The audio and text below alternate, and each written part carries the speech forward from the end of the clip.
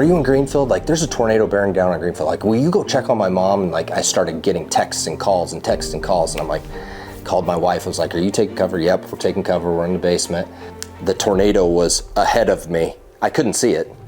You know, but I could see the damage to the south as I was driving from Fontenelle. I saw the turbine that was on fire and smoking, and absolutely awestruck. Just everything's leveled. People were already picking up and cleaning minutes after it had destroyed everything. We were already trying to figure out, like, we've got to get these roads opened up.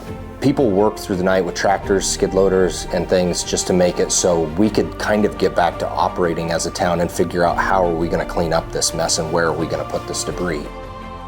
Kinetic came in with their own investment, like, hey, we see an opportunity with, you know, so much devastation to help you guys build back better and, you know, kind of catapult Greenfield into the digital age. I know I speak for Greenfield when I say we're so very much appreciative of companies like yours that just stepped in and stepped up and said, here's the help.